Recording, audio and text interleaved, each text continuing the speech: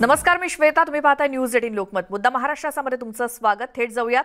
विधान भवनाच्या पायऱ्यांवरती सध्या शिंदे गट आणि भाजप सरकारकडून आंदोलन सुरू आहे, घोषणाबाजी सुरू आहे. काल देखील याच दरम्यान अधिवेशनाचं कामकाज सुरू होण्यापूर्वी असाच गदारोळ झालेला होता. आज अधिवेशनाचं सूप वाजणार आहे.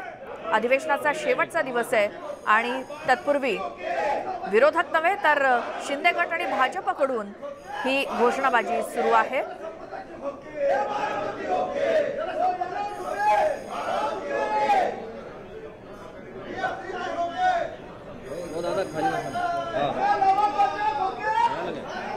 शिंदे गटाकडून ही घोषणाबाजी. आमदार पुन्हा एकदा विधान भवनाच्या पायऱ्यांवरती जमलेले आहेत. अधिवेशनाचं कामकाज सुरू होण्यापूर्वी रोजच आपण पाहतोय ही घोषणाबाजी एकमेकांविरोधात. शिंदे गट भाजप हे ठाकरे गटाविरोधात घोषणाबाजी करतायत, तर दुसरीकडे विरोधी पक्षांकडून राष्ट्रवादी काँग्रेस या आमदारांकडून सुद्धा शिंदे गटाविरोधात घोषणाबाजी सुरू आहे. रोजच्या रोज हे दृश्य आपण पाहतोय. काल तर आमदार एकमेकांमध्ये भिडले होते. याच घोषणाबाजीवरून राग मनात धरून सत्ताधारी आणि विरोधक आमदार हे एकमेकात भिडले होते, एकमेकांच्या अंगावरती धावून गेले होते. आज पुन्हा एकदा अधिवेशनाच्या शेवटच्या दिवशी कामकाज सुरू होण्यापूर्वी पुन्हा एकदा सत्ताधाऱ्यांचं विधान भवनाच्या पायऱ्यांवरती आंदोलन.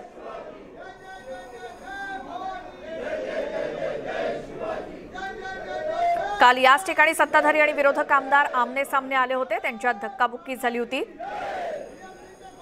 शिंदे गटाचे आमदार आणि राष्ट्रवादीचे आमदार हे आमने सामने आले होते आणि आज पुन्हा एकदा सत्ताधाऱ्यांकडून आज आंदोलन सुरू आहे विधान भवनाच्या पायऱ्यांवरती. कामकाज सुरू होण्यापूर्वी आमचे प्रतिनिधी विनोद राठोड आपल्यासोबत आहेत. विनोद, आज पुन्हा एकदा घोषणाबाजी विधान भवनाच्या पायऱ्यांवरती आणि तेही सत्ताधाऱ्यांकडून. काय म्हणणं आहे त्यांचं?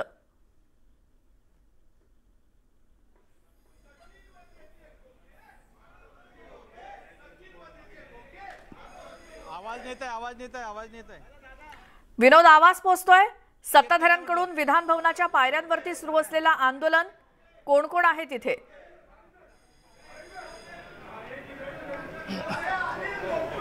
काल ज्याप्रमाणे सत्ताधारी आणि शिंदे गटांचं आंदोलन झालं, त्या हाणामारीनंतर पुन्हा आजही आक्रमकतेने सत्ताधारी या ठिकाणी आंदोलन करत आहेत आणि आंदोलनकर्ते जे आहेत ते कालचीच नारे या ठिकाणी देत आहेत की काल ज्याप्रमाणे सिल्वर ओक आणि मातोश्रीबाबत जे काही उद्गार केलं होतं तशाच प्रकारचं आंदोलन आजही सुरू आहेत आणि यामुळे आणखीनही आज वाद वाढण्याची शक्यता आहे. परंतु साधारणतः आज जे सत्ताधाऱ्यांचं आंदोलन आहे ते लवकर सुरू केलं आहे, जेणेकरून विरोधकांच्या आंदोलनाच्या आधी तो संपेल अशी अपेक्षा व्यक्त केली जात आहे आणि त्या पार्श्वभूमीवर हे आंदोलन सुरू आहे. शिंदे गटांचे या ठिकाणी आमदार आहेत. शिंदे गटांचे आमदारांनी पुढाकार घेऊन मातोश्री आणि सिल्वर ओकवर टार्गेट केला जात आहे आणि सर्वात महत्त्वाची बाब अशी आहे की काल ज्याप्रमाणे शिंदे गटांच्या आमदारांनी हाणामारी केली, तेच आमदार अजूनही पुढाकार घेऊन या ठिकाणी आंदोलन करत आहे. महत्त्वाची गोष्ट आहे की आदित्य ठाकरे यांना खच्चरवर बसून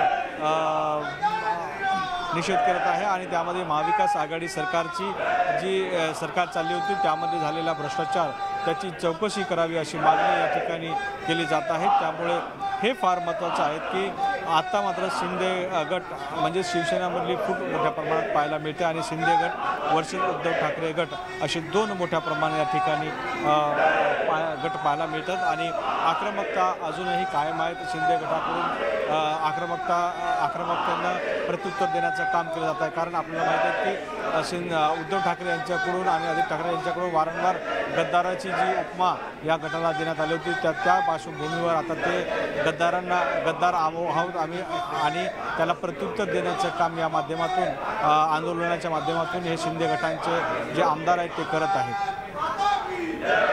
बरं विनोद, आणि आज सत्ताधाऱ्यांचा रोख हा थेट आदित्य ठाकरे यांच्यावरती दिसतोय.